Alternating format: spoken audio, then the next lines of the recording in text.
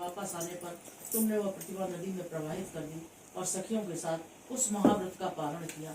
हिमवान भी तब तक उस वन में खोजते हुए तुम्हें आ पहुंचे। चारों दिशाओं में तुम्हारी खोज करते करते वे व्याकुल हो चुके थे। उन्होंने तुम्हारे आश्रम के समीप पहुंचते ही गिर पड़े और थोड़ी देर बाद उन्होंने नदी के तट पर दो कन्याएं देखी। देखते ही उन्होंने तुम्हें छाती से लगा लिया और विलक कर रोने लगे।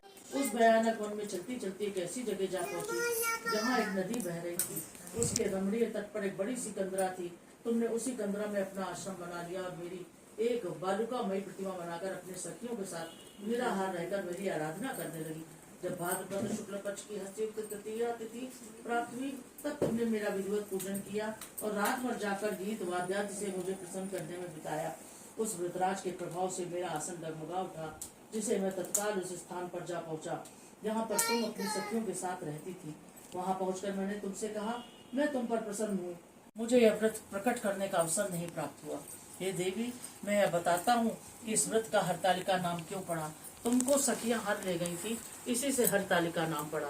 पार्वती जी ने कहा, हे प्रभु, आपने नाम तो बताया, विधि भी बताओ, इसका क्या पुण्य है, क्या फल है और यह व्रत कौन करे।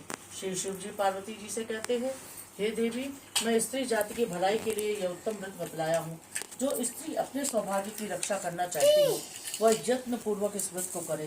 पहले केले के खम्भे आदि से सुशोभित एक सुंदर मंडप बनावे, उसमें रंग बिरंगे रेशमी कपड़ों से चंदवा लगाकर चंदन आदि सुगंधित द्रव्यों से वह मंडप लिपवावे। फिर शंख भेरी मृदंग आदि बात बजाते हुए बहुत से लोग एकत्रित होकर तरह तरह के मंगलाचार करते हुए उस मंडप में पार्वती जी तथा शिव जी की प्रतिमा स्थापित करें।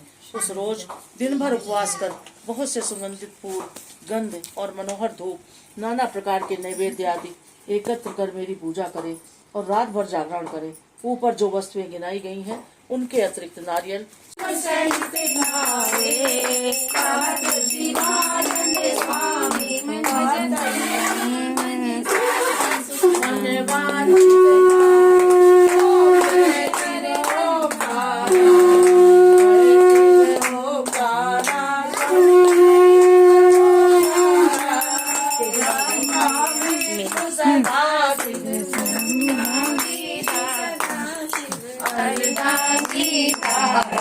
ओम जय शिव ओंकार भैया जितनी करुणाकरन्द्रहारं सदा वसन्तं हृदयारविन्दे भवं भवानी सहितं नमामि। तुमेव माता च पिता तुमेव बन्धु सखा तुमेव वेदान्त तुमेव